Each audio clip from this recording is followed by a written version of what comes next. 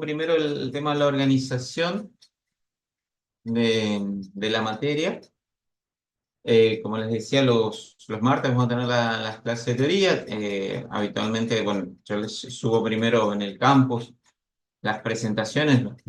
De momento, bueno, lo vamos a compartir por el grupo de WhatsApp para que tengan anticipadamente las presentaciones de las clases de teoría. También en el campus están las guías de problemas que van a ir resolviendo con el ingeniero Simonit y las guías de laboratorio, ¿sí? De los laboratorios que vamos a ver. El cronograma que después van a poder ver en la planificación, un cronograma tentativo, siempre hacemos ajustes respecto de ese cronograma, ¿sí? Por, bueno, la dinámica misma de las clases, ¿sí? Bueno, respecto del tema de la regularización y aprobación, que estoy seguro que estarán interesados en ese tema, ¿cierto? La materia es anual. El reglamento de evaluación exige 6 notas como mínimo y esas 6 notas o instancias de evaluación están conformadas por 4 parciales teórico-prácticos, ¿sí? Y una nota de laboratorio, que los laboratorios se hacen en grupos, después le va a explicar bien el ingeniero Simoni, y una nota de la carpeta de trabajos prácticos, que es una nota de la carpeta de problemas, ¿sí? La idea es que vayan llevando un poco al día la carpeta de problemas, después se les va a pedir cada tanto la carpeta para ir viendo cómo van solucionando el problema, para hacer las correcciones. Y bueno, esa carpeta lleva también una nota, ¿sí? Y ahí tendríamos las 6 instancias de evaluación, que en realidad, bueno, se supone que los laboratorios lo aprobamos, aprobando los informes, ¿no es cierto? Que eso se lo puede rehacer, la carpeta también se supone que la aprobamos, ¿sí? Quedaría por aprobar los parciales, los 4 parciales. Eh, para lo que es aprobación directa, bueno, tenemos que aprobar todas las instancias y se puede usar un recuperatorio, o sea, se puede recuperar un parcial. Cada parcial tiene su recuperatorio y después también a final de año va a haber un recuperatorio extraordinario, ¿sí? Para el que tenga que recuperar un parcial para regularizar o para la aprobación directa también. ¿Mm? Los parciales son teórico-prácticos, como les decía, ¿no es cierto? Generalmente son 2 ítems de desarrollo de temas de teoría y 2 problemas a resolver en clase, ¿sí? Los parciales son presenciales, los hacemos en clase.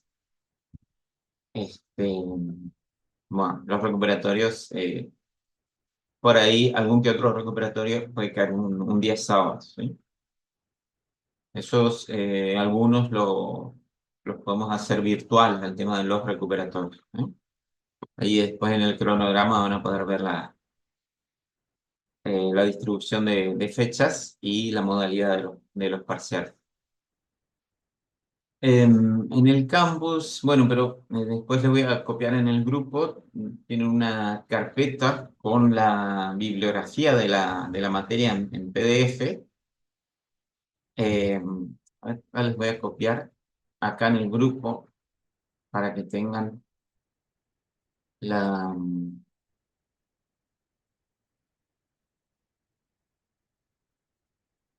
la bibliografía, ¿sí? Los libros que vamos a usar.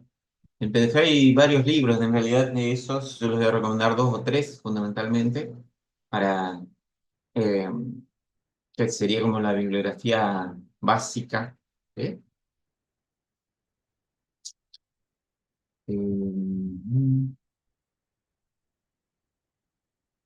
Voy a compartir acá la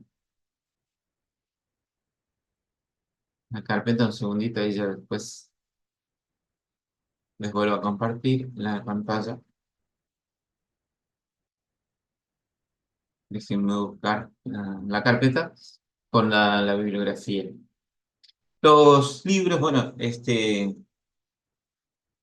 cualquier libro que diga análisis de circuitos en corriente alterna puede servir. Básicamente usamos el Skilling, circuitos eléctricos de Skilling, y el Boylestat. Ahora les muestro el libro, eh, que se llama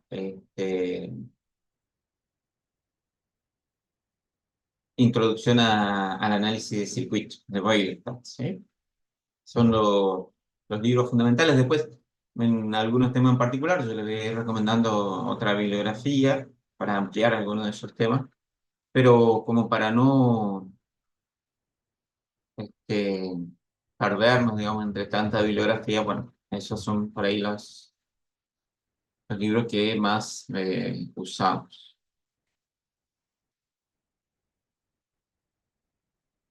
En el Drive, como en el campus, como les decía, hay un enlace que dice bibliografía y ahí van a poder ver los libros. Ahí les dejé también en el grupo una contraseña de automatriculación. No sé si funciona, por las dudas, se Sí, las dejé profe, por... funcionó.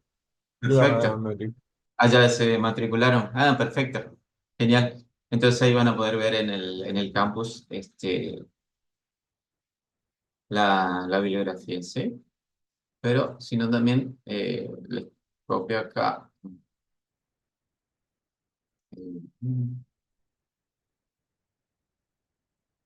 Les copio en el grupo de WhatsApp.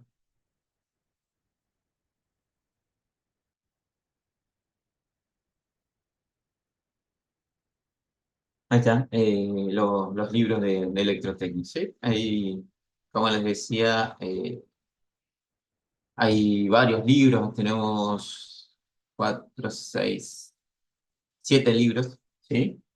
Pero de esos fundamentalmente vamos a usar el que dice Skilling y el Boylestat, Introducción al análisis de circuitos.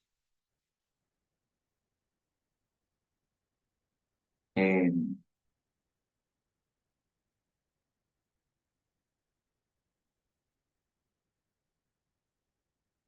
bueno, también vamos a usar software tanto para hacer cálculos eléctricos como para simular circuitos, ¿sí? Eh, para el cálculo, no sé si ya han usado el MATCAD, y si lo tienen al MATCAD, este, creo que en programación en computación lo ven como software. No sé si ya lo tienen instalado, eh, porque bueno, ese es uno de los software que vamos a usar para simular, para hacer cálculos, ¿sí?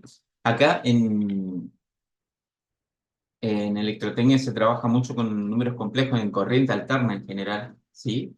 Los cálculos de circuitos se hacen con números complejos. Entonces, eh, para facilitar en lo que es el tema de cálculo, usamos estos software de cálculo, ¿sí? Para no tener que estar haciendo a mano las operaciones que involucran números complejos que por ahí eh, pueden resultar extensas, digamos, en cuanto al tiempo que nos lleva a hacer el cálculo a mano, ¿eh? Eh, cuando usamos números complejos para hacer los cálculos, ¿sí? Con el ingeniero Simonini van a ver después un pequeño repaso de cálculo con números complejos, ¿sí? Multiplicación, división, sumas, restas con números complejos, porque todo lo que es la parte de corriente alterna, eh, los cálculos se hacen justamente con números complejos, ¿eh? Hay también un software muy parecido al MATCAD, si no lo tienen instalado, que es un software gratuito que se llama SMAT Studio. Ahí también les voy a dejar el enlace tanto en el grupo como en, en el campus a este software que es gratuito, ¿sí?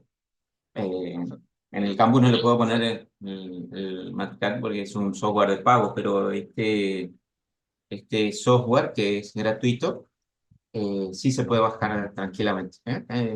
Si ya pudieron entrar al campus, ahí lo van a poder ver que hay un enlace que dice, a ver, mm, Profe, el SMAT se usó el año pasado. En programación se empezó a implementar ese el año pasado. perfecto. Empezaron con el SMA, a trabajar con el SMA. Perfecto. Entonces, sí, vamos a usar fundamentalmente ese porque eh, es gratuito, más que estamos en una acreditación, después nos preguntan qué software usamos y si tenemos la licencia, y del MatCat no tenemos la licencia, sí del SMAT. Entonces, fantástico, nos vamos a centrar sobre todo en en ese software. ¿Sí? En cuanto a la simulación de circuitos, acá también tenemos dos eh, software que son, digamos, los más utilizados en lo que es simulación de circuitos, inclusive están mencionados en la bibliografía, en los libros como el Boylestad, por ejemplo, hace referencia a estos software de simulación de circuito. Uno es un software de pago, que es el Multisim, ¿sí? Em, Acá en la presentación, yo al final de la presentación les pongo unos enlaces a estos software, en el caso del Multisim, bueno, a un software de prueba, digamos, durante un cierto tiempo. El software del Multisim también se puede usar en forma online, que ese sí no tiene periodo de vencimiento, aunque sí tiene limitaciones respecto de la versión completa del Multisim. Y hay otro software eh, que parecido al Multisim, que este sí es gratuito, que se llama PSPice. Ahí les comparto la pantalla, porque al final de la presentación yo les puse unos enlaces a, a estos softwares, ¿sí? En el caso del Multisim, como les decía, al final de la presentación, eh, acá tenemos lo que son las páginas web de simulación de circuitos. Eh, por un lado, el Multisim, que es de National Instruments, ¿sí? De NI, por eso se llama también NI Multisim, que tiene una versión de prueba. Y bueno, después tenemos como dice acá, el Multisim Live, que este es online. Sí, ahí lo único que hay que crearse es una cuenta y se puede bajar inclusive las simulaciones. Y para lo que las simulaciones que nosotros hacemos puede servir perfectamente. Y el otro, que este sí yo les voy a poner un enlace para bajarlo e instalarlo más adelante, es el OrCAD PSPice. Eh, Esta compañía, este es otro software de simulación de circuitos, básicamente está basado en una plataforma que se llama PSPice, de la cual hay distintas versiones de software, inclusive el Multisim también está basado en esta plataforma, digamos. Eh, y OrCAD en una época tenía una versión gratuita que se podía bajar en una versión del OrCAD que se llamaba Lite, que me permitía bajar gratuitamente y utilizarla gratuitamente, con algunas limitaciones, pero que no eran tan importantes. ¿Sí? Hoy en día nos piden que nos registremos y nos piden que demostremos que somos alumnos o que estamos estudiando alguna carrera, digamos, para poder bajarlo este software de simulación gratuito, digamos, ¿sí? Con limitaciones, obviamente no es la versión completa, pero también para lo que nosotros usamos, es más que suficiente. Eh, para que no tengan que hacer el registro y todo eso, yo después les voy a poner un link para bajar e instalar Lorca Spice Lite, que era la versión anterior, que como la compañía permitía bajarlo gratuitamente, no hay problema en cuanto a las licencias, ¿sí? El multisim es un poco la estándar en lo que es la simulación de circuitos, la última versión en el 14, ¿sí? Eh, y bueno, acá en la página web, si quieren, pueden bajar una versión de prueba por 30 días, ¿sí? De ese software. Algunas simulaciones las vamos a hacer también con el multisim, ¿sí? Acá están los enlaces a los software de cálculo. Este es el MATCAD en su versión Prime. El MATCAD, digamos, tenía un desarrollo eh, que después cambiaron completamente de versión hasta el MATCAD 15. Tenía una forma, eh, sobre todo la interfaz del MATCAD, ¿sí? Después cambiaron completamente la empresa, que es PTC, cambió completamente a otra versión que es MATCAD Prime. MATCAD tiene algunas ventajas en lo que es operación con números complejos, sobre todo porque tiene el operador polar, que es eh, un operador que facilita mucho la escritura de los números complejos en forma polar, ¿sí? Pero bueno, es un software de pago. También tiene versiones de prueba para ver someramente el manejo. Algunos ejercicios lo podemos resolver con el MATLAB Prime. Y este es el SMAT Studio que les decía. Este sí es gratuito. Ahí tienen el enlace para bajarlo. Bueno, pero si ya lo tienen, ya estuvieron trabajando, este, ya, ya lo deben tener instalado. ¿Ok? Em,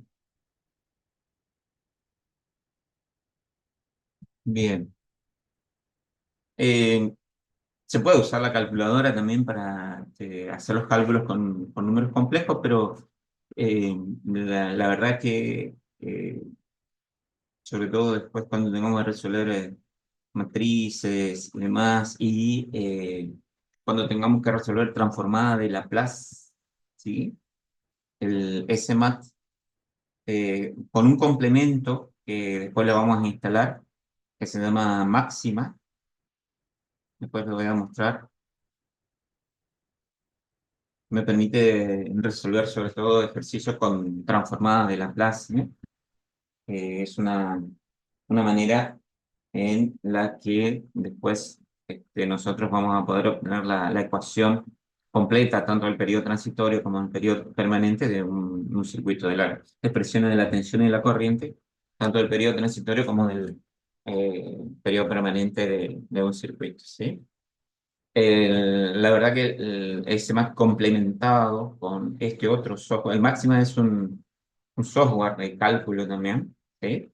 Que trabaja junto con el Máximo. También es un software gratuito, este, que se baja, se instala y después en el SMAT, se lo voy a mostrar, aparece como un plugin, como un plugin, ¿sí? De tal manera que uno puede invocar el software Máxima desde el SMAT Studio. Ya, después lo vamos a ver. Es muy interesante porque eh, me permite resolver ejercicios complejos de transformada de Laplace, sobre todo, ¿eh? Si estuvieron viendo transformada de Laplace, generalmente se trabaja con tablas, ¿no es cierto? Para buscar la transformada o la transformada inversa. Con este software es mucho más sencillo porque automáticamente me encuentra la transformada de una expresión o la transformada inversa de una expresión. Bueno, fundamentalmente les quería mostrar estos software para que puedan ir viendo un poquito, ¿sí? Explorando un poquito, sí, sí, sí. Bueno, en ese más ya lo vieron, así que tenemos un paso adelante en ese aspecto, ¿sí? Pero sobre todo explorando un poquito, visitando las páginas de estos otros software, como los software de simulación de circuitos, ¿eh? Los software de simulación de circuitos me sirven para replicar un, un circuito, ¿no es cierto? Y después poder hacer mediciones de la tensión y la corriente sobre esa simulación. Un segundito, ya paso.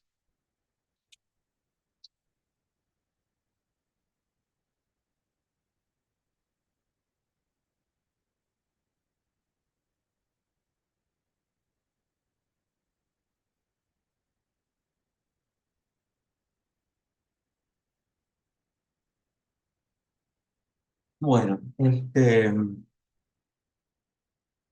las presentaciones estas que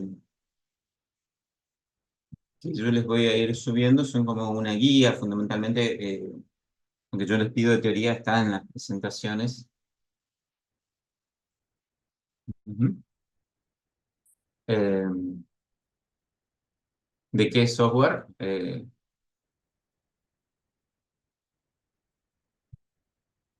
El SMAT, para el cálculo, sí es un muy buen software.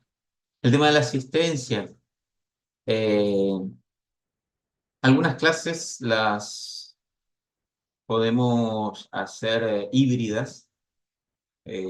Algunas le voy a pedir sí o sí la asistencia.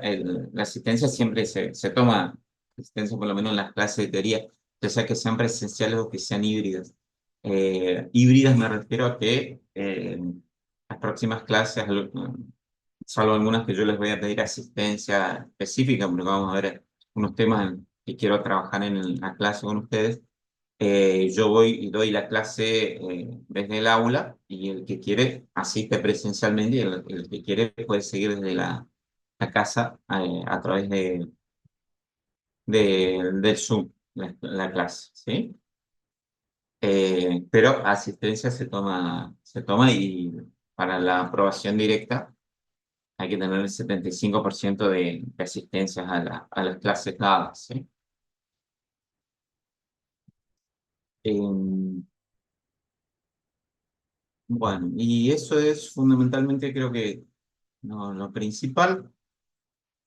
La materia trata sobre todo de teoría de circuitos, es lo que en otras carreras como electrónica, por ejemplo, se llama teoría de circuitos, ¿sí? Es básicamente la resolución de circuitos por métodos matemáticos, encontrar valores de corriente, tensión, ¿eh? Eh, calcular componentes dentro de un circuito con métodos matemáticos. Usamos básicamente la ley de Ohm, las leyes de Kirchhoff. Esa es la base. Ahora vamos a hacer un pequeño repaso de esas leyes. Y después, bueno, hay una serie de teoremas de circuitos que nos permiten simplificar el cálculo, el análisis de circuitos. ¿Mm? Vamos a hacer nosotros tanto en corriente continua como en corriente alterna. Bueno, lo que es corriente continua, algo que vimos en física 2, ¿no es cierto? Eh, y bueno, después vamos a verlo en corriente alterna.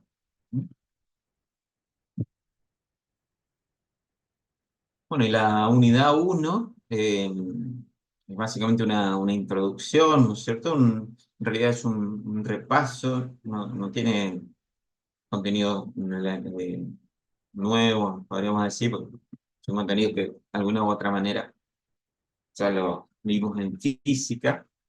eh, Habla de, bueno, la idealización y la concentración, porque nosotros vamos a trabajar con elementos ideales, o sea, por ejemplo, una bobina tiene resistencia, inductancia distribuida a lo largo de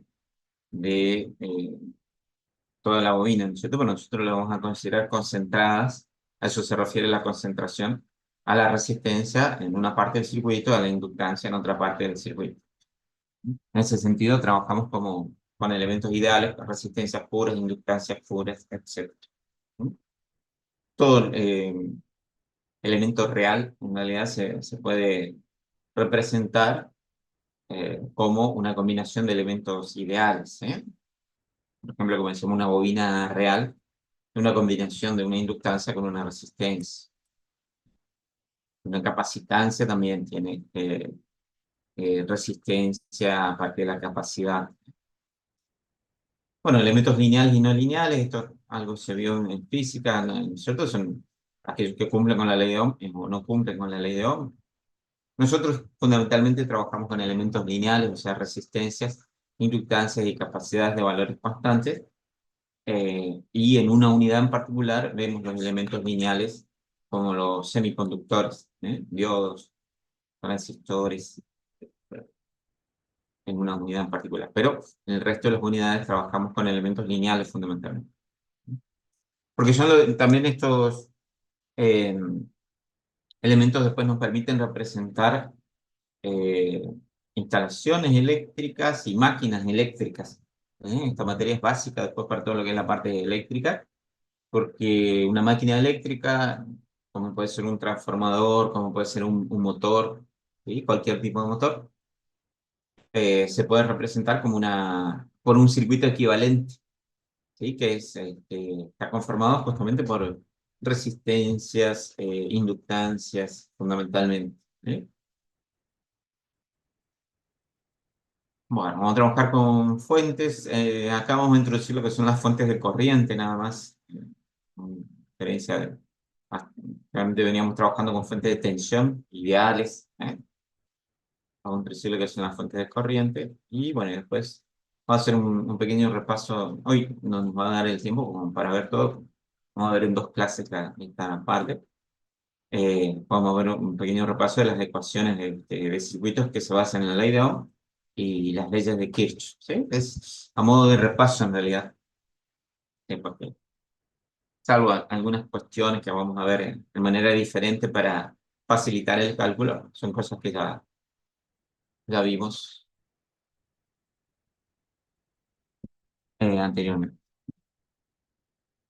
Bueno, no sé si tienen alguna otra pregunta, si tienen alguna otra cuestión que quieran consultar. Si no, empezamos haciendo un breve repaso, empezamos con ese breve repaso, como les decía.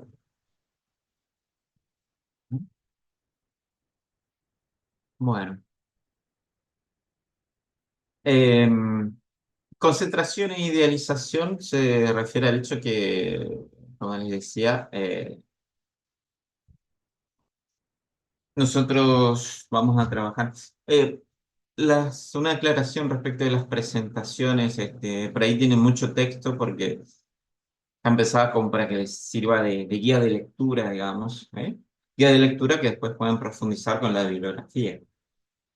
Yo en las clases no les voy a leer el PowerPoint, sino que les voy a hacer comentarios nada más, a modo de resumen de lo que dice cada una de las presentaciones, cada una de las diapositivas, ¿sí? Y después les queda a ustedes la tarea de hacer una lectura.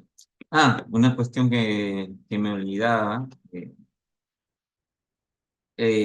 Al finalizar cada unidad, así como hacemos en Física 2, les va a aparecer en el campus también un pequeño cuestionario para contestar en base a- al contenido que están en las presentaciones, ¿sí?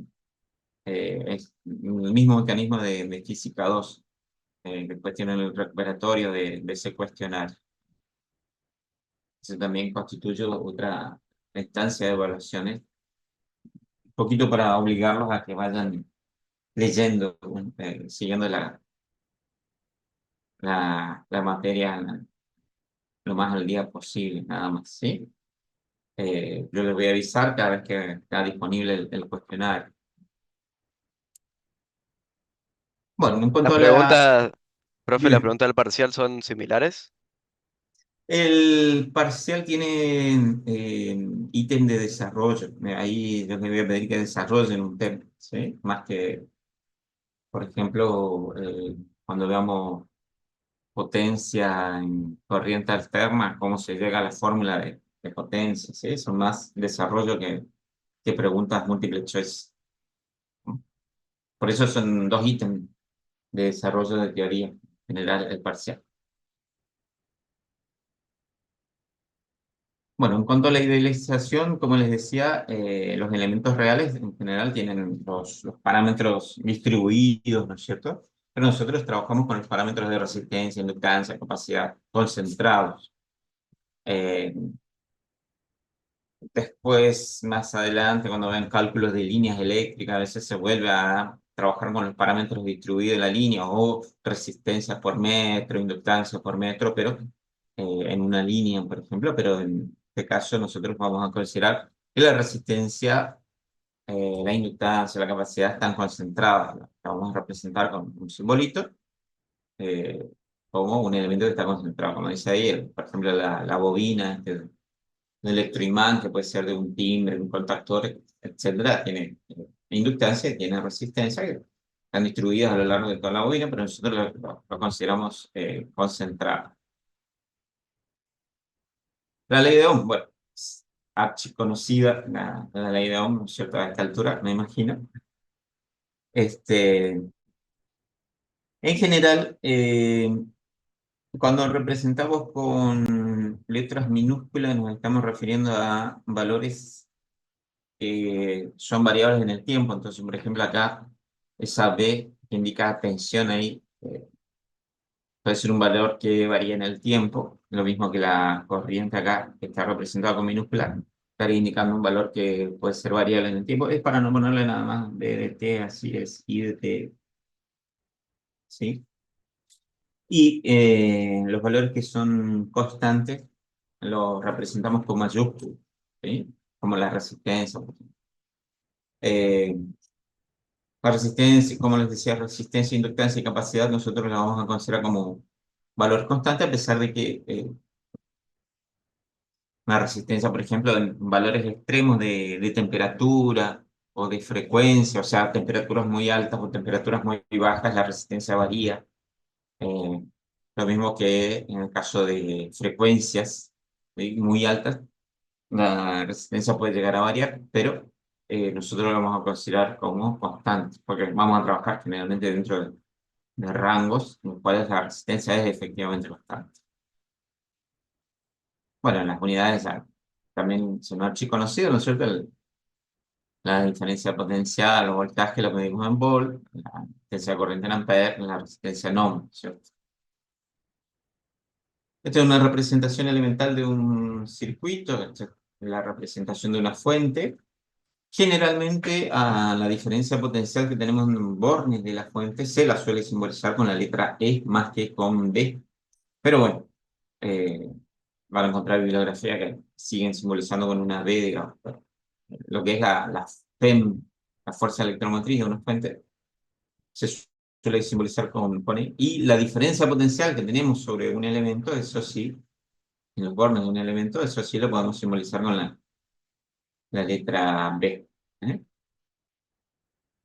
Eso sería la manera correcta. Y después,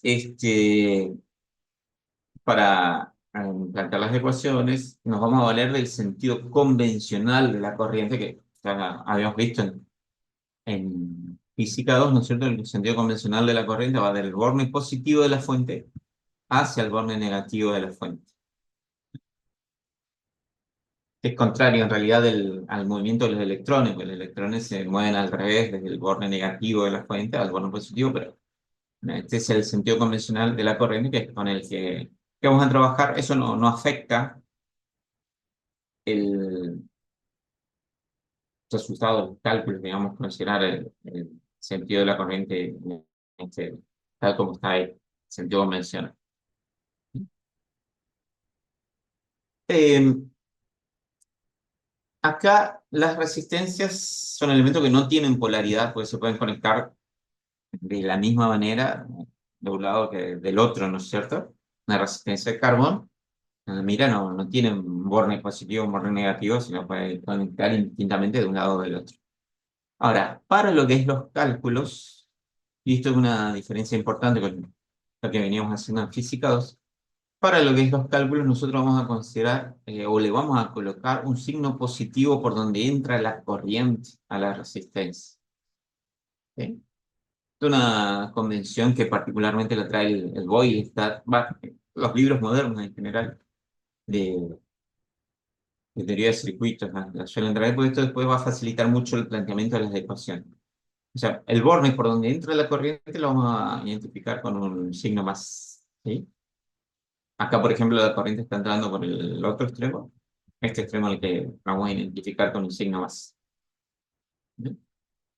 Porque después depende cómo yo circule sobre esa resistencia, va a tener una caída de tensión o una subida de tensión. Porque si, por ejemplo, después cuando nosotros queríamos plantear la segunda ley de Kirchhoff, de la sumatoria de las tensiones, ¿se acuerdan que veníamos recorriendo una malla y puede ser que yo venga recorriendo la malla así? Si la corriente circula en este sentido, yo recorro la malla así, haga paso de un signo más a un signo menos, que acá tengo una caída de tensión. Y a la tensión que va a ser igual a la intensidad corriente por la resistencia, la tensión en bornes acá, esa resistencia la voy a considerar negativa porque es como una caída de tensión. Pero fíjense en el otro caso, yo vengo recorriendo la malla así, esto después lo vamos a clarificar más cuando planteemos la ecuación. Yo vengo recorriendo la malla así, acá paso de menos a más, hay una subida de tensión. Entonces la tensión sobre esa resistencia, acá lo voy a considerar con signo positivo. ¿Sí? Eh, bueno, estos son ejemplos muy simples de aplicación de la ley de Ohm, no vale la pena después pedirle una leída nada más porque es de pescar nada más el valor de resistencia sabiendo valor de tensión y corriente. Es demasiado simple como para comentar, ¿sí? Bueno, la ley de Ohm se puede representar gráficamente, ¿no es cierto? Eh, y hay materiales o elementos que cuando uno mide tensión y corriente y las va representando en un gráfico como este, corriente en función de la tensión, la representación gráfica es una línea recta como en este caso. ¿Ok? Esos materiales se llaman lineales o ómicos, porque cumplen con la ley de Ohm. La ley de Ohm básicamente nos dice que hay una proporcionalidad directa entre tensión y corriente, porque dice D es igual a I por R, ¿sí? La tensión es directamente proporcional a la corriente. ¿Sí? Este, y todos los materiales que tienen una gráfica, cuando uno representa corriente en función de la tensión y la gráfica me da una línea recta, se dice que son materiales óhmicos que cumplen con la ley de Ohm.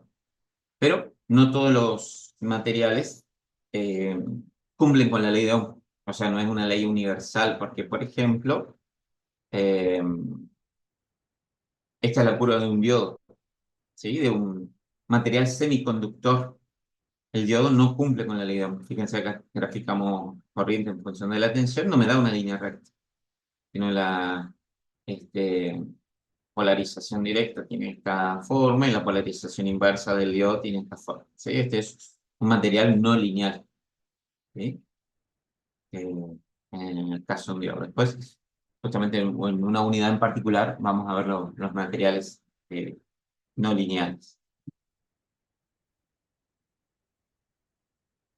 Bueno, la resistencia de una pieza de metal, de una resistencia de carbón, por ejemplo, o un metal propiamente dicha, lo podemos calcular, aparte de usar la ley de Ohm, por la conocida fórmula esta, si conocemos la resistividad del material, a la resistencia la podemos calcular haciendo resistividad, esta ρ es una característica propia del material, se llama resistividad del material, se representa con la letra griega ρ, se mide en ohms por metro, ¿sí?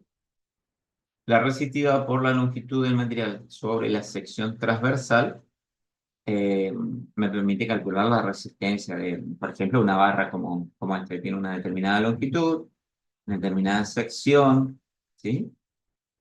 Y conociendo si esta barra fuera de cobre, yo busco la resistividad del cobre y aplicando esta fórmula yo puedo calcular la resistencia.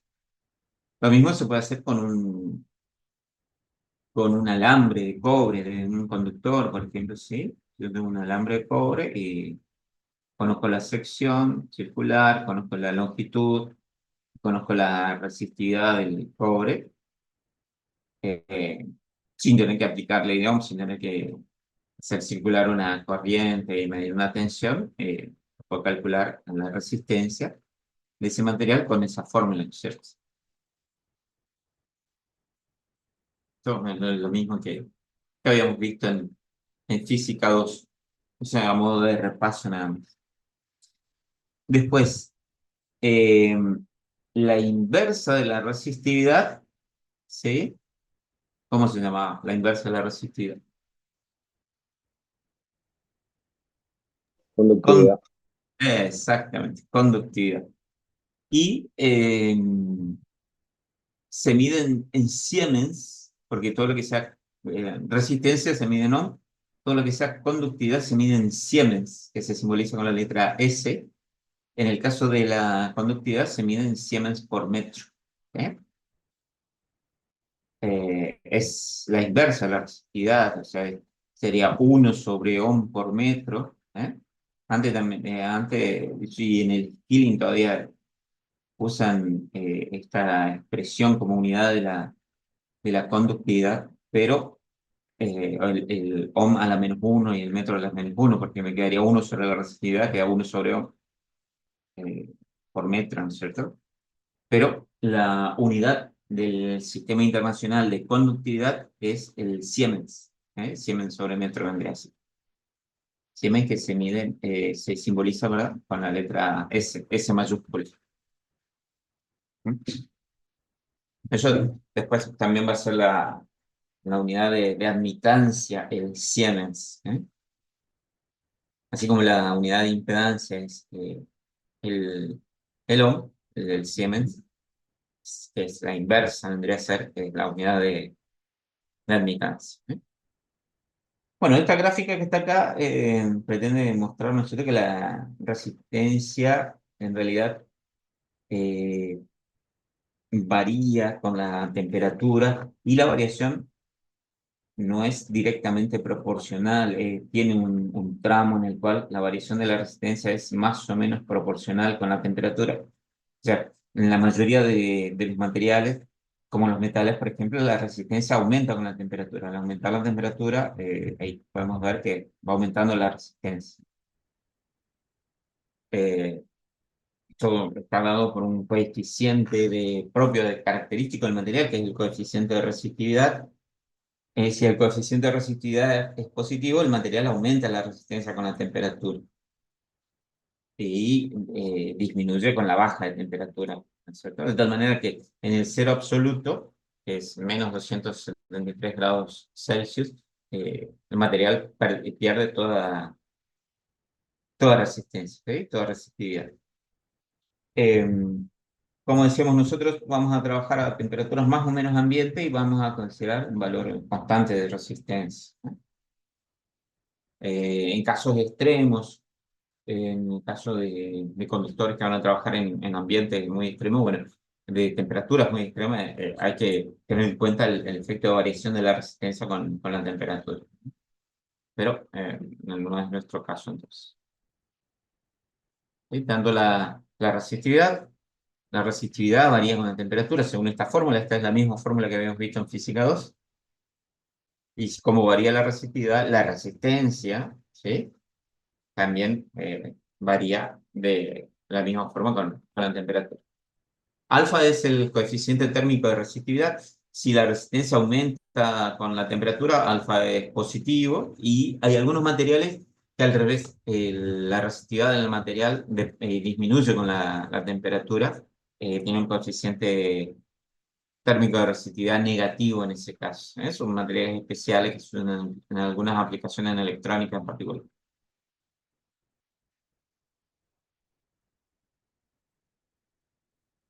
Bueno, vamos a hacer un breve repaso de lo que son circuitos series y circuitos paralelos. En principio, ya sabemos, eh, hay dos tipos principales de corriente. Una es la corriente continua o corriente directa, ¿sí? Que puede ser constante o no. Corriente continua quiere decir que circula en un solo sentido, ¿eh? Eh, pero eh, no necesariamente puede llegar a ser constante, porque la corriente puede ser así. Imagínense que graficamos la corriente en función del tiempo. Esto es una corriente continua tipo triangular, porque circula siempre en el mismo sentido, nunca cambia de sentido, digamos, nunca circula en sentido contrario. Pero no es constante. Estrictamente, la corriente continua puede ser constante o no, ¿sí? Una corriente continua constante la vamos a simbolizar como mayúscula, circular siempre en el mismo sentido y siempre tiene el mismo valor, ¿eh? Ambas son corriente continua, nada más que una es constante y otra no. Y bueno, y después tenemos corriente alterna, es una corriente que cambia alternativamente de sentido. Y también puede tener distintas formas de onda. La corriente puede cambiar en el tiempo siguiendo también un patrón tipo diente de sierra, ¿sí? ¿No? Cuando pasa de valores positivos a valores negativos, acá quiere decir que la corriente cambió de sentido, ¿sí? Primero circulaba en un sentido y después pasa a circular en el sentido contrario. Eh, Nosotros vamos a trabajar sobre todo con corriente alterna sinusoidal, o sea, donde la corriente tiene esta forma de onda, ¿sí? Cambia de sentido, o sea, esto, ¿qué me está indicando esa forma de onda? Que vamos a suponer, yo tengo un circuito con una fuente alterna y tengo una resistencia, ¿sí? La fuente de alterna también se le suele poner un signo más en un extremo, eh, a pesar de que no me está indicando que la corriente siempre va a circular en ese sentido. El signo más, en el caso de corriente alterna, me indica el sentido en el que circula la corriente en los semiciclos positivos. O sea, durante el semiciclo positivo, la corriente primero va a circular en este sentido, ¿eh? O sea, va a empezar de cero, después va a ir aumentando con el tiempo hasta llegar a un valor máximo. O sea, esta corriente va aumentando así en este sentido hasta que llega a un máximo. Después sigue circulando en el mismo sentido, pero va disminuyendo hasta que llega a cero. Ahí la corriente se hace cero y después cambia de sentido, ¿sí? Estos valores negativos quiere decir que la corriente empieza a circular en el otro sentido, ¿está? Hasta que llega a un máximo en el otro sentido. Y así, alternativamente, circula en un sentido y luego en otro sentido, ¿está? Nosotros vamos a trabajar fundamentalmente con corriente continua constante y con corriente alterna sinusoidal. Las otras formas de onda, como diente de sierra, forma de onda cuadrada, etcétera, se usa mucho en lo que es circuito de control, cuando uno quiere controlar un tipo, mandar una señal, ¿sí? Se suelen llamar más señales que tensiones de continuo o de alterno.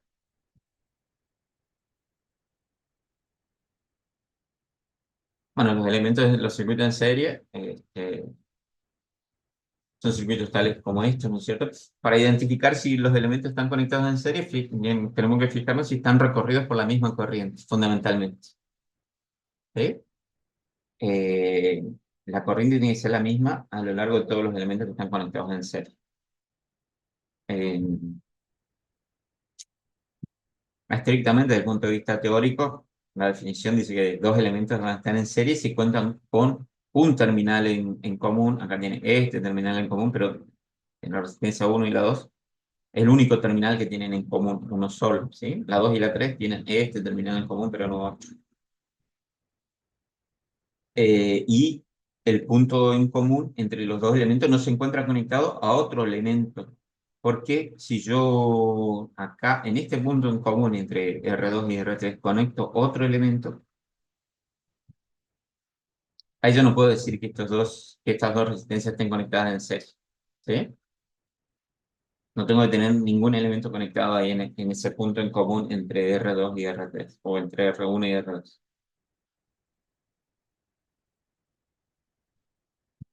Bueno, resistencias en serie, para calcular la resistencia total se suman directamente, ¿sí? Eso es elemental, eso ya lo sabíamos de física 2, ¿no es cierto? Y si quieres saber la corriente que entrega la fuente, bueno, tendría que sumar todas las resistencias y sabiendo la FEM de la fuente, hago, aplicando la ley de Ohm, la FEM de la fuente divido la resistencia total, voy a tener la corriente que circula por un circuito serio.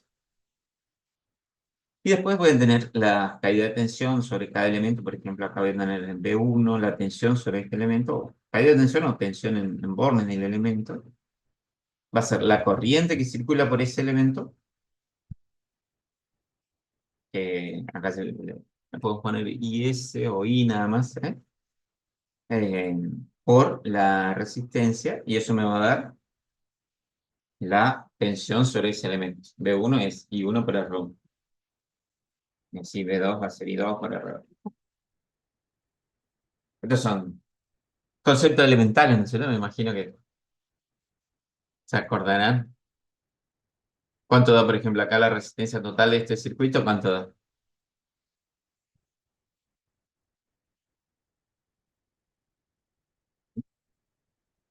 8. 8. 8 ohm, Exacto. ¿Y la corriente que entrega la fuente? ¿Cuánto sería?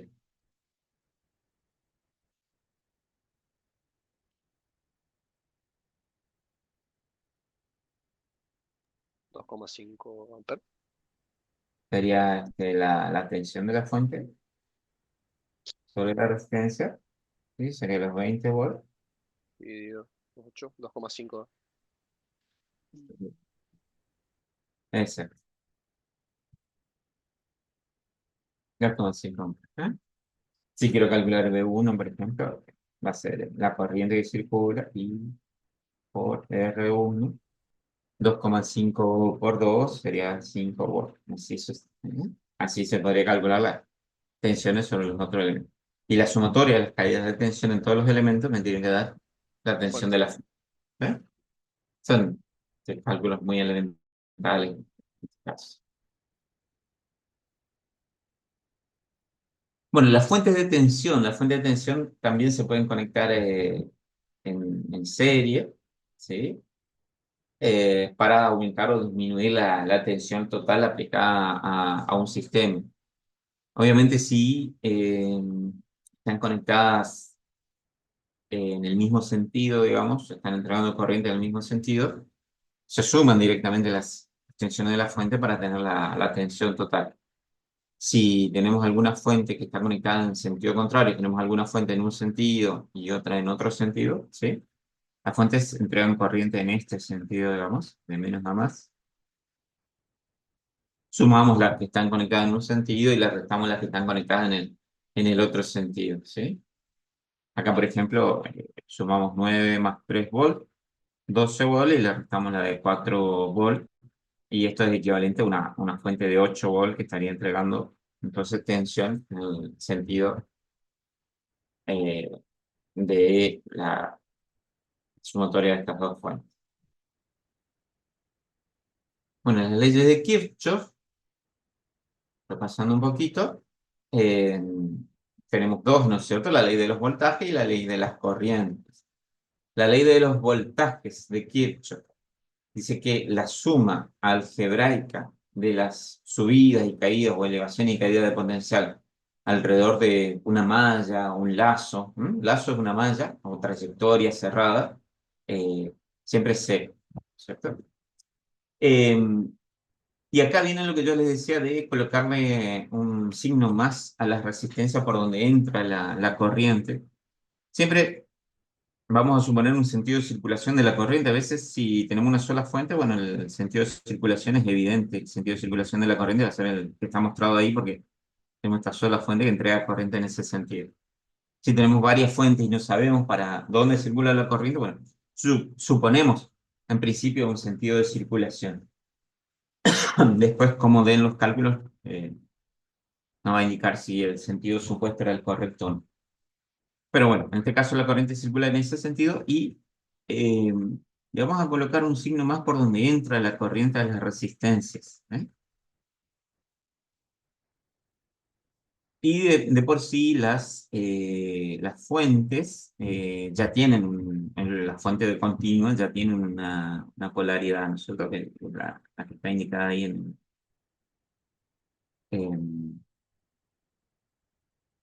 en el dibujo, ¿no es cierto? Vamos a revisar.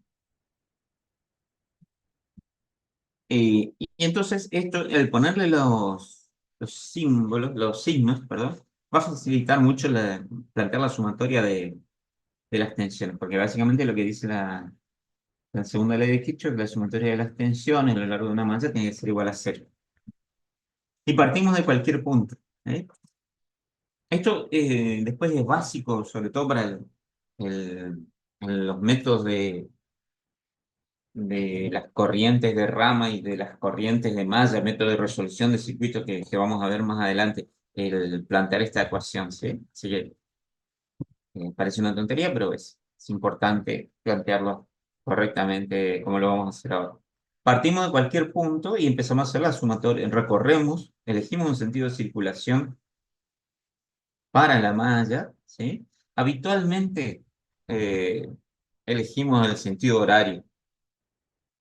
Se puede elegir en realidad cualquier sentido para recorrer la malla, pero bueno, por una cuestión de simplificación del cálculo que vamos a ver después más adelante, conviene elegir el sentido horario para recorrer la malla, ¿sí?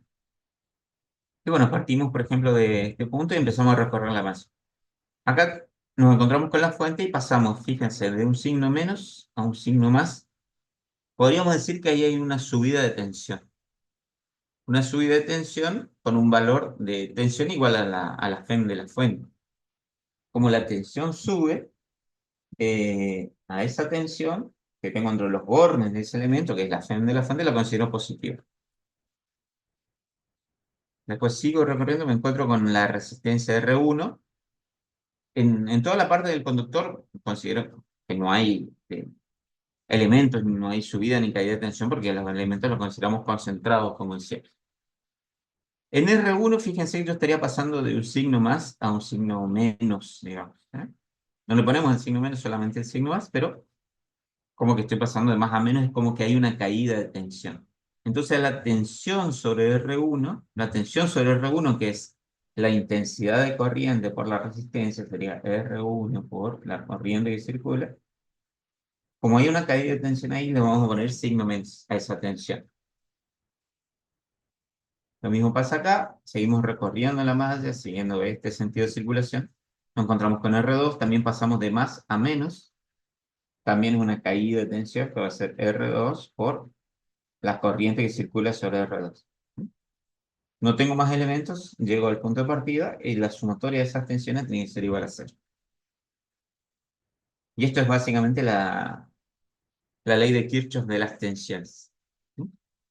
Que yo les recomiendo fervientemente que la planteemos así, ¿sí? Considerando los signos por donde entra la corriente a los elementos, colocamos el signo positivo, y vamos analizando si tenemos subida o caída de tensión. ¿Mm? Esto así está explicado en el Boylestad, después si estos dibujitos están sacados del Boylestad, uno de los libros que decía eso, uno de los libros de cabecera. No tiene nada más algunos de los temas, como por ejemplo la transformada de Laplace, podamos recurrir a otra bibliografía, pero para muchos de los temas es un libro muy didáctico, muy simple de leer. ¿Mm? Bueno, ahí está el planteamiento que yo les comentaba, ¿no es cierto? Recién.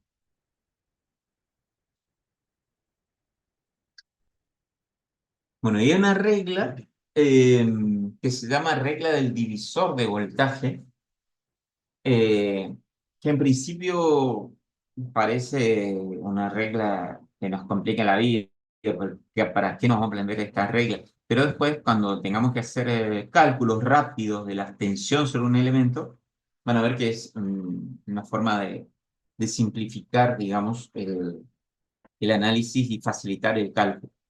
El tema es así, la regla del divisor de voltaje se basa justamente en la regla de las tensiones de Kirchhoff, se aplica cuando yo tengo elementos conectados en serie y quiero saber la tensión sobre un elemento. ¿Sí? En particular la tensión que tengo en bornes de un elemento. ¿Qué tendríamos que hacer para saber la tensión sobre R2? Y bueno, calcular la corriente total, para eso tendríamos que sumar R1 más R2, dividir la tensión de la fuente por esa resistencia equivalente, tendríamos la corriente y después hacer esa corriente por R2 y ahí tendríamos la tensión sobre V sub 2. ¿Sí? Que es un poco lo que está hecho acá. Primero se calcula la resistencia total, después se calcula la corriente y después las tensiones. V1, por ejemplo, va a ser I por R1. Este, nada más que I es la FEM de la fuente dividido la resistencia total. ¿Sí? Y me quedaría esta expresión. La tensión total, que es la FEM de la fuente, por la resistencia sobre la cual yo quiero calcular la tensión, que es R1, sobre la resistencia total, que es la suma de las resistencias. Y básicamente esa es la regla del divisor de voltaje. Cuando yo quiero calcular la tensión sobre un elemento, vamos a suponer que quiero calcular V2 ahora, está la tensión V2, ¿qué hago? Tomo la tensión total que está aplicada sobre todos los elementos en serie, que es la tensión de la fuente, por la resistencia sobre la cual yo quiero calcular la tensión, en ese caso sería R2, sobre la resistencia total de los elementos que están conectados en serie. Y entonces nos ahorramos ciertos pasos, digamos, porque en vez de hacerlo todo paso por paso, así, calcular resistencia total, corriente y después hacer tensión, con la regla esta, directamente se puede calcular la tensión sobre un elemento. ¿Mm?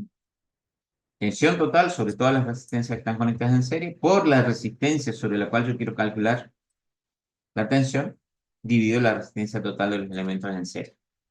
¿Mm? Parece una tontería y parece que aprendemos algo de balde, ¿no? Pero después van a ver que simplifica mucho los cálculos.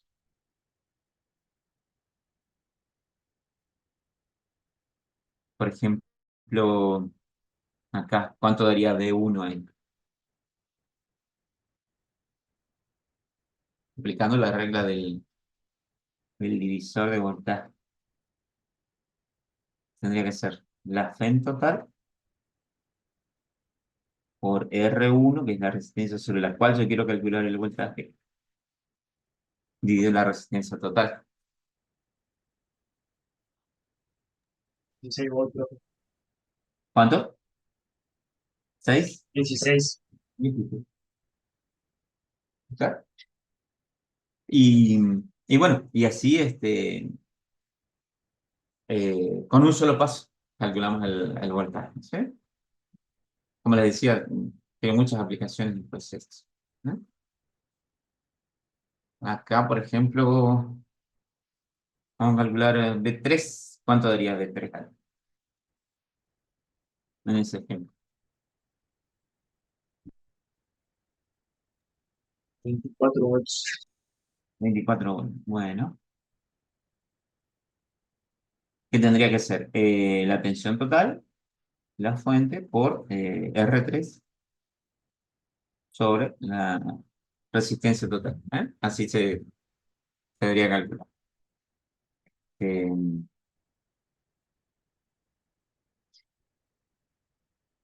Esa es la regla del divisor de voltaje. Bueno, después las fuentes reales tienen una pequeña resistencia interna que a veces se las considera o no, o a veces no se las considera. Como generalmente esta resistencia interna es muy pequeña, del orden de 1 ohm, 2 ohm, en la mayoría de los casos directamente se la desprecia, ¿no es cierto? Eh, si se la considera estrictamente lo que es la FEM de la fuente, no es exactamente la misma que la tensión que yo puedo tener en los bornes de la fuente, porque la fuente en realidad estaría constituida por la FEM y la fuente de fuerza electromotriz, digamos, que en una pila se da por medios químicos, en un generador por medios mecánicos, lo que genera la diferencia potencial y tengo una resistencia interna. Y si yo quiero medir la tensión que tengo acá en los bornes, no es exactamente la FEM de la fuente, sino que la tensión en bornes, vamos a suponer que estos son los bornes A, B, sería la FEM de la fuente menos la pequeña caída de tensión que tengo en la resistencia interna. Esto es cuando esto está conectado y circula. Vamos a suponer que tengo una resistencia externa acá y circula una corriente. Cuando circula una corriente, tengo una caída de tensión debido a la resistencia interna. Entonces, la tensión en bornes de la fuente no es exactamente igual a la FEM de la fuente. ¿Sí? Van a ser iguales en circuito abierto, digamos, cuando esto está abierto y no circula corriente, porque en ese caso no tengo esa caída de tensión. ¿Sí?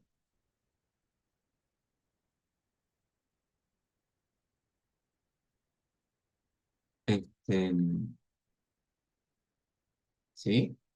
En algunos casos, bueno, vamos a considerar esa resistencia interna. Eso se considera sobre todo en circuitos con baja tensión, con 12 volts, 6 volts, por ejemplo. Se puede llegar a considerar lo que es la resistencia interna de las fuentes. Pero bueno, viene aclarado ¿no?, en los casos en que se considere. Después, en general, en todos los circuitos que nosotros vamos a dibujar y sobre todo en los circuitos que vamos a simular después con el software de simulación, es muy importante que una parte del circuito lo conectemos a tierra o a masa, como dice ahí. Eventualmente el borne negativo de la fuente, la parte del circuito está conectada directamente al borne negativo, pero se puede conectar a cualquier parte, pero habitualmente esa parte es la que se la conecta a tierra o a masa. ¿Eh? Después ya vamos a ver cuando simulemos los circuitos, esta conexión sí o sí la tenemos que hacer porque si no el software de simulación no me va a funcionar. Sí o sí hay que acordarse de poner la tierra, ¿sí? Esa conexión a tierra. Sabemos que los circuitos se pueden dibujar de distintas maneras, estos son todos circuitos equivalentes. Las resistencias estas, como son elementos ideales concentrados, se los puede correr siempre que no pasemos por encima de otro elemento, se lo puede correr y, por ejemplo, dibujar el circuito de esta manera. Conmigo no tengo que pasar con R1 por encima de otro elemento, pero yo lo puedo correr a lo largo del conductor. Después también otra notación común es, acá por ejemplo no está cerrado este circuito, pero se muestra que todos puntos están conectados a tierra o a masa, entonces se cierran por masa, digamos. Es el mismo circuito dibujado de maneras diferentes. El potencial que está conectado a tierra o a masa es el que se considera que está a 0 volt. Todo lo que esté conectado a masa, eso está a 0 volt. Por ejemplo, si esto es una fuente de 12 volt, toda esta parte del circuito acá está a 0 volt. Acá tengo 12 volt. Acá, después de R1, yo voy a tener en voltaje menor, vamos a suponer 8 volt, porque acá habrán caído a lo mejor 4 volt, entonces acá yo voy a tener 8 volt. Y el resto, esos 8 volt, van a caer acá en esta resistencia R2 y toda esta parte del circuito está a 0 volt. ¿Sí?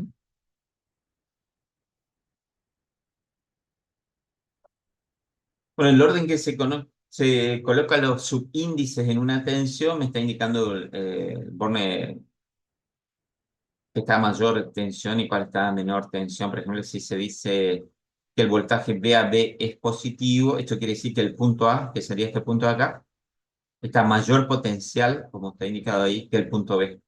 ¿Eh? Si fuera al revés, si el punto A está a menor potencial que el punto B, este voltaje me va a dar negativo. Si yo lo simbolizo así, el VAB que va a tener un valor negativo. ¿Por qué? Porque el punto A está a menor voltaje que el punto B. ¿Mm? Esto después cuando hagamos un cálculo, lo vamos a indicar. Bueno, los circuitos en paralelo. Vemos esto, después hacemos un pequeño cálculo de Kirchhoff y con eso vamos a terminar por hoy. Los elementos en paralelo se caracterizan por estar todos conectados a la misma tensión. ¿Sí? Esa tiene que ser su guía, digamos, para saber si los elementos están conectados en paralelo o no. tienen que estar conectados a la misma diferencia potencial, como dice ahí. También se lo puede dibujar de distintas maneras a los elementos que están conectados en paralelo. Acá, por ejemplo, también el boil está todo esto, está sombreado en celeste. eh, son puntos que están al mismo potencial. ¿Eh? Como ahí tengo un conductor, digamos que no tiene resistencia, todos esos puntos están a la misma tensión, no hay caída de tensión entre esos puntos.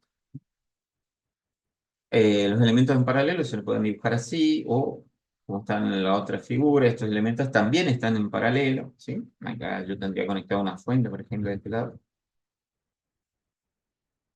y todos van a estar a la misma tensión.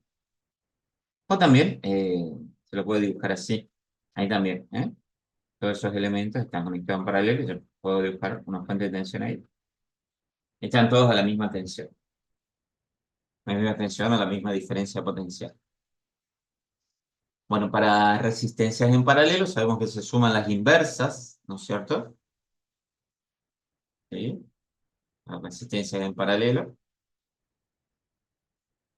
Cuando tenemos dos resistencias nada más, el cálculo de esta fórmula se simplifica. Cuando son dos resistencias nada más, como en este caso, acá lo vamos a ver con este ejemplo. Si son dos resistencias nada más, yo quisiera calcular la resistencia equivalente de esas dos, sería 1/R1 más 1/R2, y después de eso lo tengo que invertir para obtener la resistencia equivalente, ¿eh? Eso es como hacíamos en física 2. Si yo hago este cálculo, sería, saco mínimo con un denominador, R1 por R2, eso dividido R1 queda R2, más R1 por R2 dividido R2 queda R1, y eso después está elevado a la -1, y al elevarlo a la -1 lo doy vuelta, y me queda la multiplicación sobre la suma de las resistencias. Pero esto es válido cuando tenemos dos resistencias nada más, ¿sí? Si no, con tres ya se complica porque, bueno, el mínimo común denominador ya son tres resistencias y la fórmula se hace más larga. Pero cuando son dos resistencias, que inclusive si son varias resistencias en paralelo, se las puede ir agrupando de a dos aplicando esta fórmula. La forma más simple es, cuando son dos, hacer la multiplicación de las resistencias sobre la suma. Y se puede hacer el cálculo mentalmente directamente en muchos casos. Por ejemplo, en este caso, que tenemos una de 3 y una de 6, hacemos la multiplicación 6 por 3, 18, dividido la suma, 6 más 3, 9, 18 dividido 9, 2. Estas dos resistencias equivalen a una de 2 ohms, ¿sí? Ahí hicimos el cálculo mentalmente.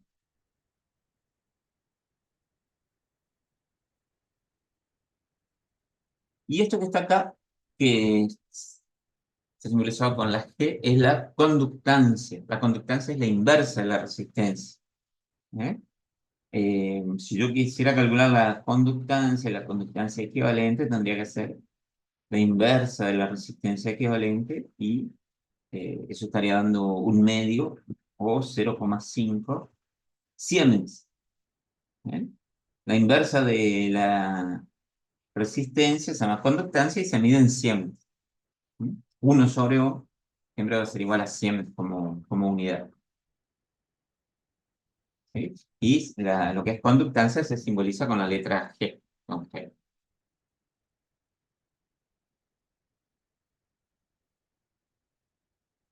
Bueno, a veces el dibujo nos confunde, pero por ejemplo, ¿cómo están conectadas estas resistencias? ¿En serie, serie paralelo, todas en paralelo? ¿Qué les parece?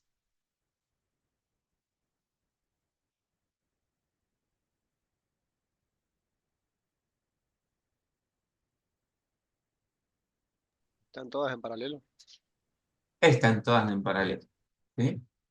La guía siempre tiene que ser la diferencia potencial. Ver si todas están en la misma diferencia potencial, ¿sí? Si yo pongo una fuente acá, fíjense que esta resistencia está esa diferencia potencial de la fuente. Esta también está esa diferencia potencial, esta también, y esta también. Como decía, a veces nos confunde el dibujo, pero esto yo lo podría traer acá. ¿Eh? Estas las podría, en vez de dibujar con el conductor ahí, las podría dibujar así. Esta, en vez de dibujarla así, la podría haber puesto acá así, y queda claramente que están todas en paralelo. ¿Ok? Están todas en paralelo. Por eso, eh, a veces hay que tomarse unos minutitos para ver el dibujo y analizarlo y para saber si están en serio o en paralelo.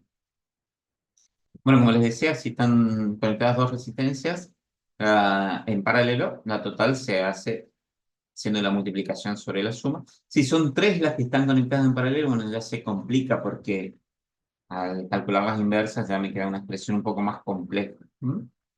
En todo caso, conviene aplicar dos veces esta fórmula, haciendo primero el paralelo de dos, teniendo la resistencia equivalente a esas dos y después hacer el paralelo con otro. Bueno, la ley de las corrientes de Kirchhoff, eh, la ley de las corrientes decía que la suma algebraica de las corrientes que entran y salen de un nodo, ¿sí? Es cero. Esto sale del principio de conservación de la carga, digamos, la carga no se crea ni se destruye, toda la carga que entra a un nodo tiene que salir, así que la suma de las corrientes siempre que entra a un nodo, siempre tiene que ser cero. Entran o salen del nodo, tiene que ser cero. ¿Eh? Se le adjudica un signo a las que entran, otro signo a las que salen. Habitualmente se le adjudica signo positivo a las que entran y signo negativo a las que salen, pero no es obligatorio hacerlo así, se puede hacer al revés. Bueno, y acá aplicamos así como tenemos la regla del divisor de tensión, acá en elementos en paralelo aplicamos la regla del divisor de corriente, ¿sí? Que me permite calcular rápidamente la corriente que circula por un elemento.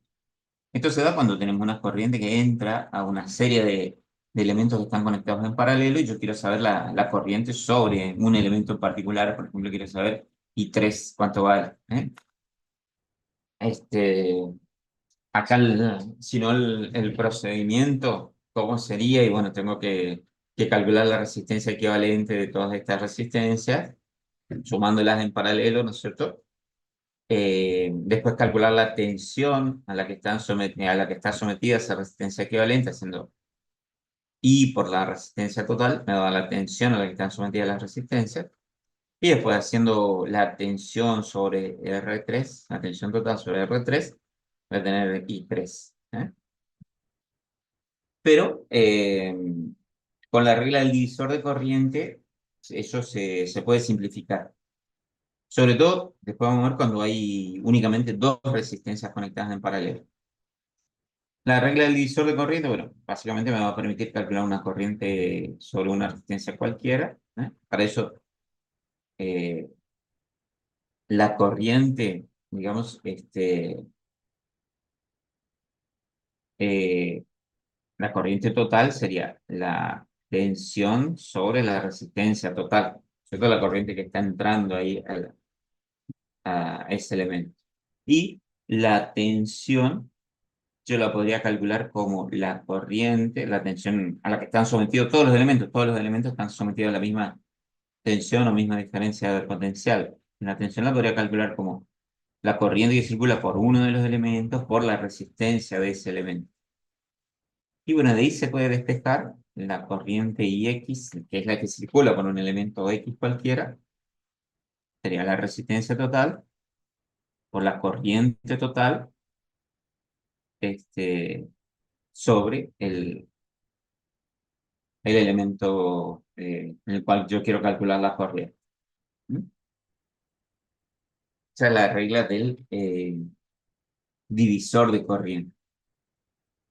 También nos va a servir para simplificar mucho el cálculo de el caso de algunos circuitos, cuando quiero calcular la corriente, circula por un elemento de elementos que están conectados en paralelo.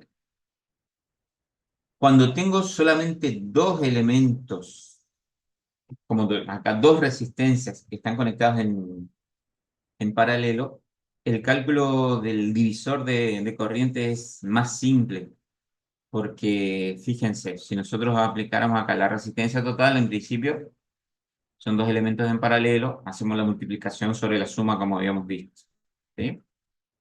Si yo quiero calcular la corriente sobre el elemento 1, sobre R1, aplicando la regla del divisor que vimos recién, es resistencia total sobre la resistencia 1 por corriente total. Pero la resistencia total, al ser dos elementos que están en paralelo, calculábamos así, ¿no es cierto? Como está ahí. Y acá fíjense que se puede simplificar R1 y me queda esta fórmula para cuando tenemos dos elementos en paralelo, que es la corriente sobre un elemento va a ser la corriente total por la resistencia de la otra rama, no de la rama sobre la cual yo quiero calcular la corriente, dividido la resistencia total de los elementos, la suma de las resistencias. Acá no es la resistencia total calculada como resistencia en paralelo, sino la suma de las resistencias nada más, ¿sí? R1 más R2.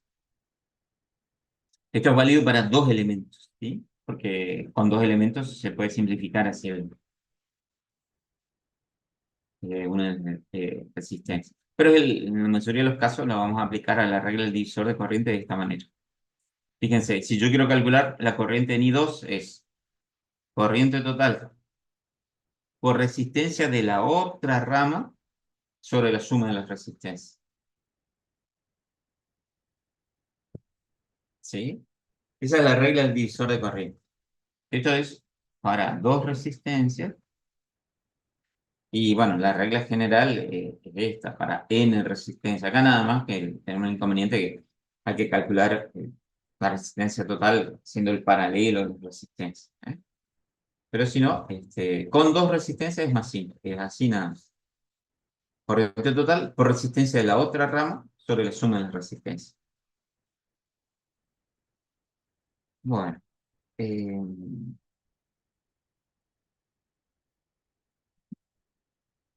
vamos a ver después lo que es circuito abierto y cortocircuito, pero se presta a confusión. Les pido que les peguen una leída. Después lo vamos a ver con algunos cálculos, pero quiero ver un poco las leyes de Kirchhoff para que vayan teniendo después elementos para ir haciendo las guías de problemas. La primera guía que seguramente van a ver es la de números complejos. Sé que es práctica con números complejos. Les voy a habilitar para que vayan viendo las guías.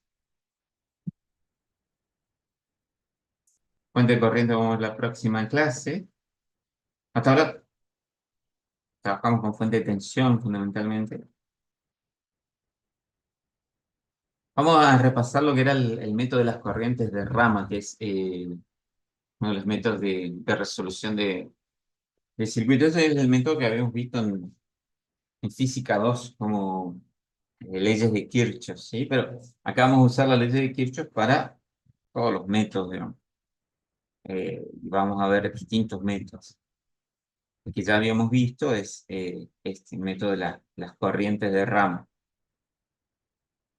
¿Cómo se aplica el método? Acá están los pasos a seguir.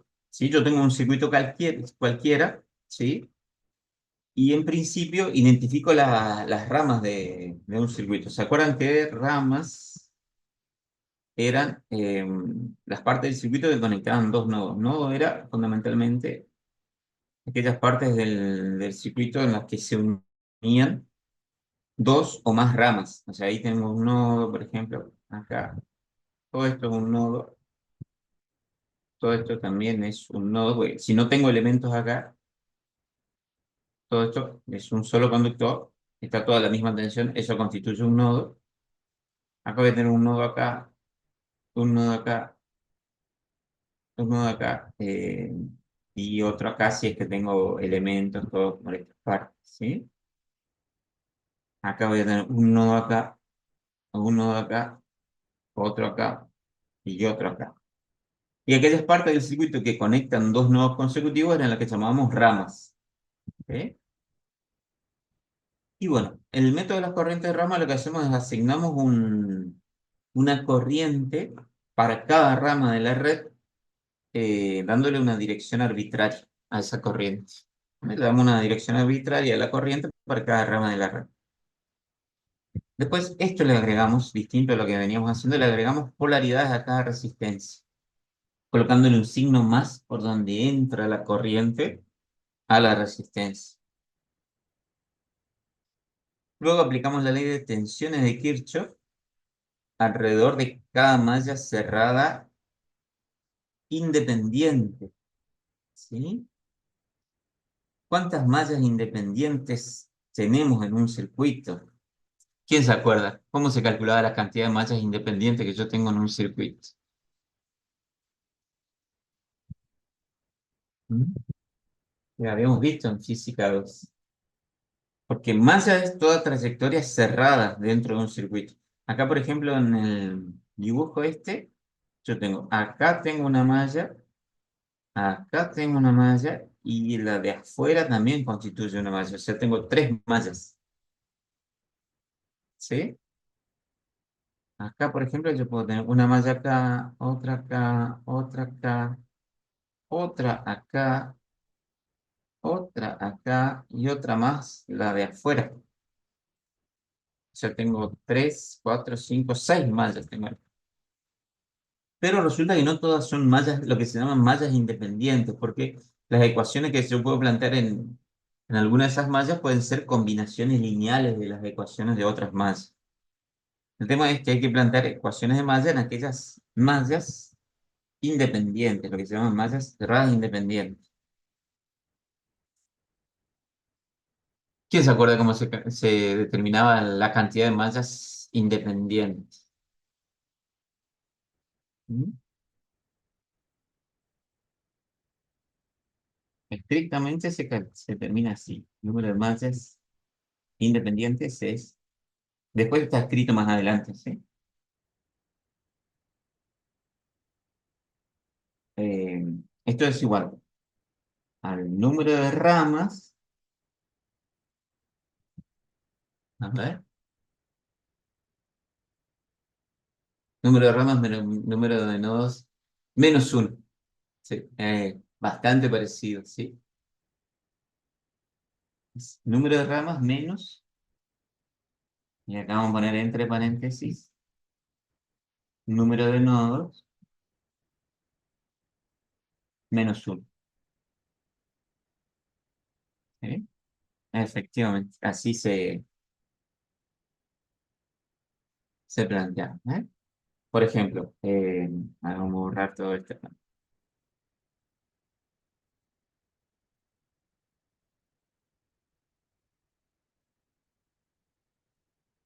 En este, que es más simple, tengo dos nodos y tengo tres ramas, ¿sí?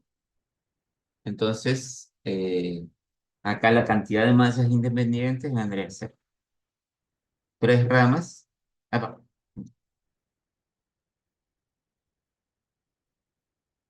tres ramas, ¿sí? Menos número de nodos, que son dos, menos uno, que va a quedar uno. Tres menos uno, dos. Tengo dos masas independientes. ¿Eh? ¿Qué pueden ser estas internas, estas ventanas? Habitualmente se plantean las ecuaciones de las ventanas, ¿no?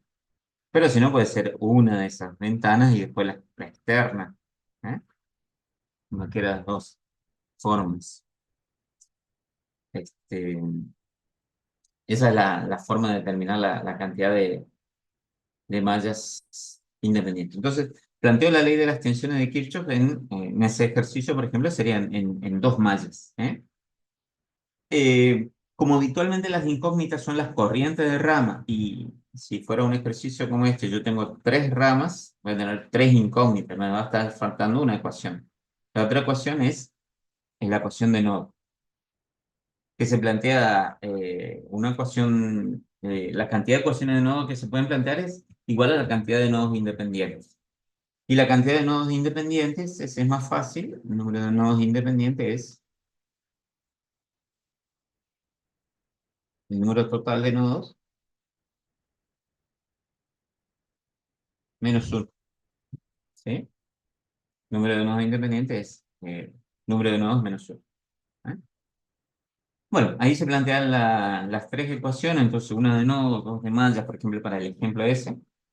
Y hago un sistema de tres ecuaciones con tres incógnitas. Habitualmente las incógnitas son las corrientes, como decíamos, y, y se resuelve el sistema de ecuaciones, ¿sí? Habitualmente por el método de los determinantes, como hacíamos en física 2.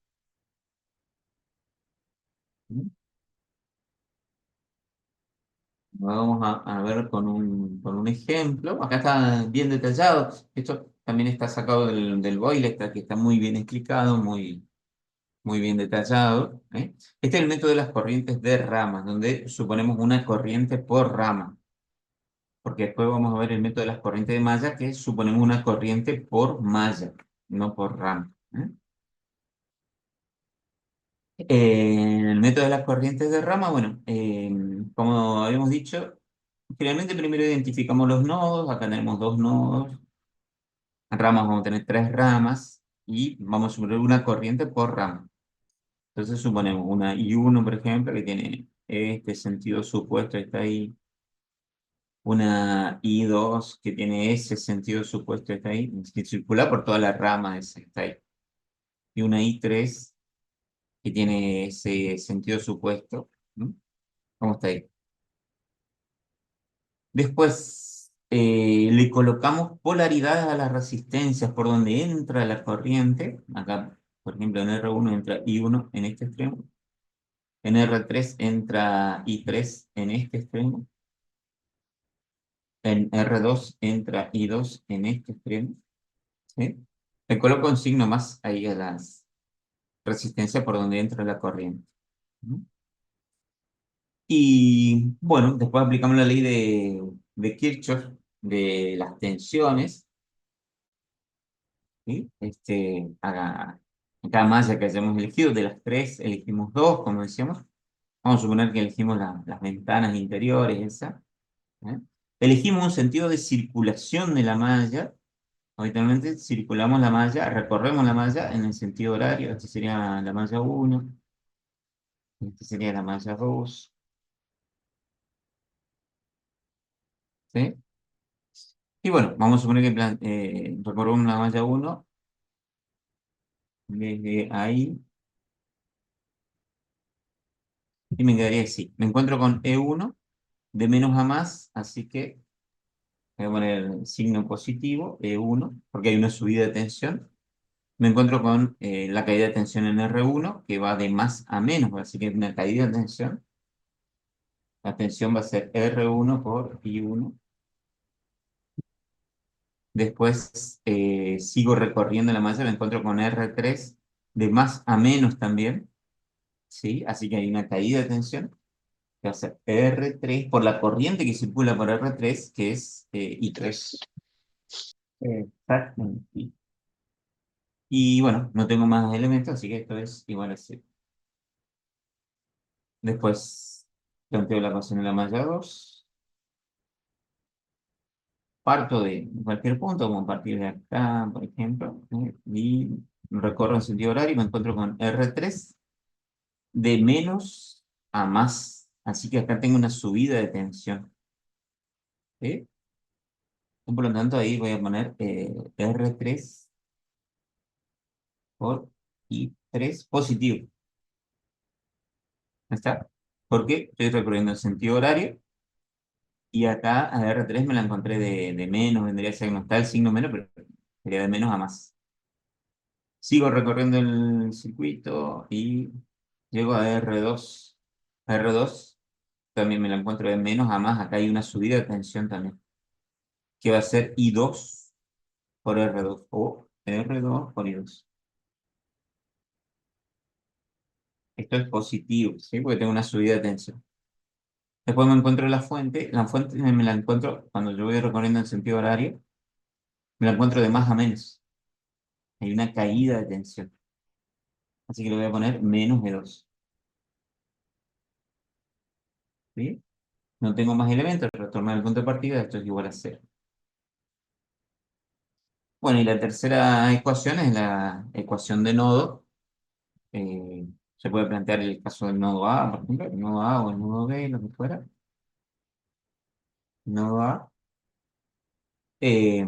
Tengo I1 que entra, habitualmente elegimos las que entran positivas, entonces I1 sería positiva, I2 también entra, sería positiva, I3 sale, sería negativa, y esa sumatoria es igual a cero. Esa sería la ley de Kirchhoff de las corrientes. Y bueno, ahí tengo formado un sistema de tres ecuaciones con tres incógnitas, porque habitualmente las incógnitas son las corrientes, las resistencias y las fuentes suelen ser los valores conocidos y se suele averiguar las corrientes. ¿Mm? Ahí nada más después queda ordenar las ecuaciones, porque lo que hacemos es pasamos todas las fuentes de tensión, las pasamos del otro lado de la igualdad y colocamos en una misma columna, todos los términos tienen I1, todos los términos tienen I2 en otra columna, y todos los términos que tienen I3 en otra columna, de tal manera que me quede eh, algo así, ¿sí? Reescritas las ecuaciones que ya están reemplazados los valores de las resistencias y están pasados del otro lado de la igualdad las fuentes, ¿sí? La sumatoria de las fuentes, el resultado de la sumatoria de las fuentes. Y me queda el sistema de ecuaciones ordenado de esta manera. Una columna todos los términos con I1, en otra todos los términos con I2, en otra todos los términos con I3. ¿Eh? Y a partir de acá, bueno, se aplica el método de los determinantes, ¿no es cierto? Se encuentra el determinante principal con todos los coeficientes, son los números que están multiplicando las corrientes, todos los coeficientes de las corrientes, con eso armo el determinante principal, que sería acá, el denominador, ¿sí?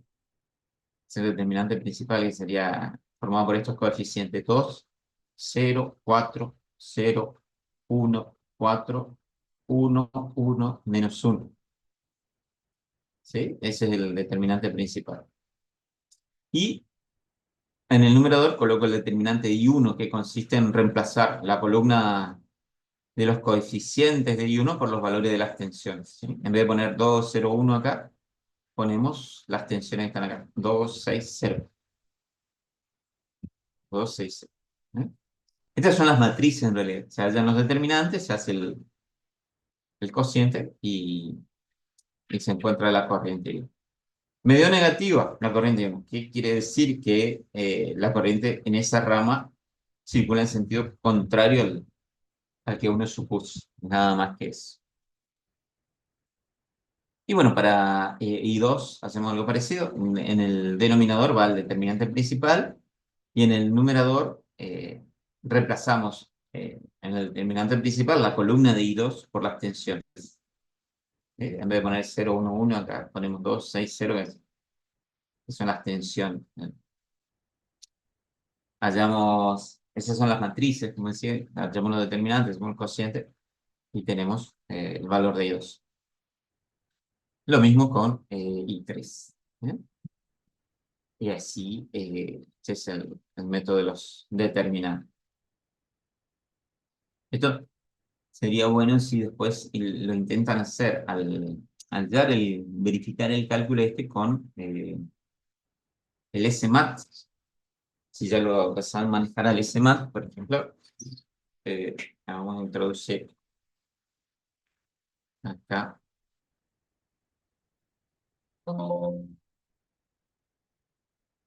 Después vamos a ver un método para resolver un sistema de ecuaciones, pero si lo queremos ir calculando los determinantes específicamente con el SMAT.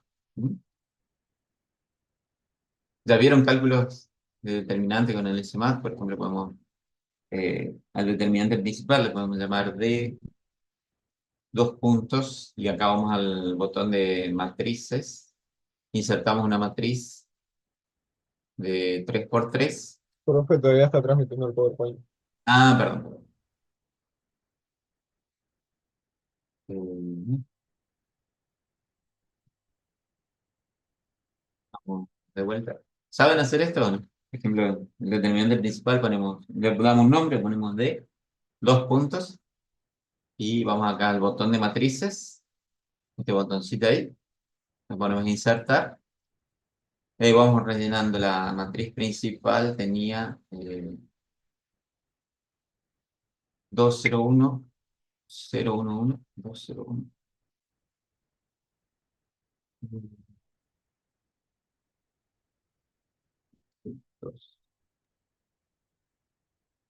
204. Profe, ¿la carpeta se entrega en SMAD o, o en hoja? Eh, Eso lo vamos a charlar con Simoní y después le vamos a decir si lo ideal es que intenten hacerlo en el SMA, ¿sí? Porque es más fácil inclusive para ustedes. Pero lo vamos a charlar con Simoní. Sí. Hasta ahora no lo estamos exigiendo en realidad, pero se podía hacer a mano. Pero lo que pasa es que a mano les va a llevar más tiempo. Eh, Era 014, 014. 0, 1, 4. Y es uno de los objetivos es que sepan manejar el programa, así que por lo menos una parte seguramente la vamos a pedir que hagan en el SMA. 1, 1 -1.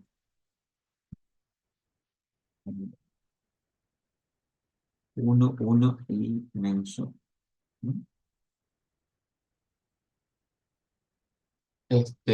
Y bueno, y después acá, si yo quiero averiguar el valor del determinante, voy a la ventanita esta de matrices, justamente a donde dice determinante de la ventanita de matrices, determinante de qué matriz, de la matriz D.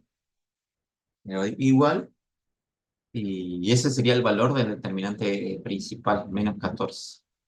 ¿Sí? Y el que sería el delta 1, vamos a ponerle que fuera el de I1, delta punto 1 es esta misma. Nada más que le cambiamos la primera columna eh, por los valores de las tensiones. 2, 6, 0. 2, 6 y 0. ¿Sí? Y acá calculamos el determinante de delta 1. Delta punto 1. Y da 14. ¿Sí? Entonces I1 va a ser 14 dividido menos 14 y da -1. ¿Eh? Y punto 1 sería este. Si lo van a copiar, copienlo completo así con el determinante. Si no, pongan el número nada más y lo dividimos por D.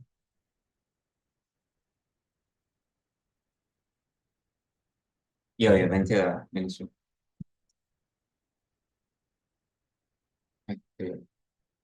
Como estaban en el ejemplo. Sí, así se puede hacer los otros.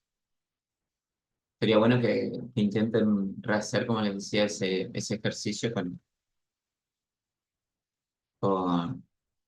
con el S más para ir tomándole un poco la mano. ¿No?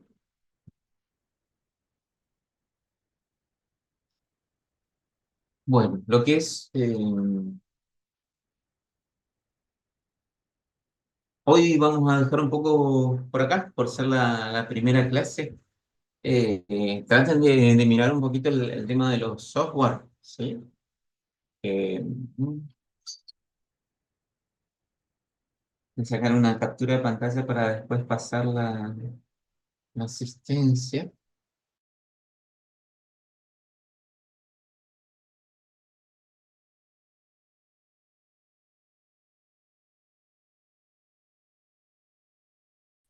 ¿ok?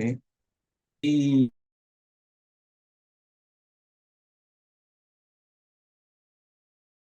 dejamos un poquito por acá, un poco la presentación por su cuenta y después en la próxima clase estaremos cerrando esta unidad, ¿no? Ojeen también un poquito la bibliografía, fíjense, entren un poquito en las páginas esas de los software que les dije. Cualquier duda, cualquier consulta, la forma más rápida es a través del grupo de WhatsApp de consulta. También se puede hacer a través del campus, pero bueno, un grupo de WhatsApp más ágil, digamos, para estar en contacto. No sé si quieren hacer alguna consulta, si no, por hoy dejamos por acá.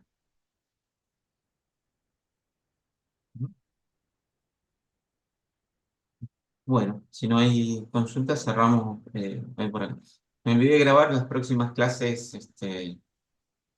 Como les dije, vamos a adoptar en general la modalidad híbrida y vamos a ir grabando las clases para que le vayan quedando también las grabaciones.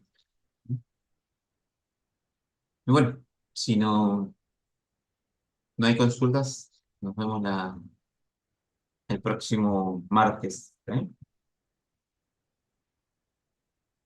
Listo, profe, gracias. Muchas gracias. No. No, profe, hasta luego. Saludos, Nos profe. vemos. Chau, chau. Luego. Hasta luego.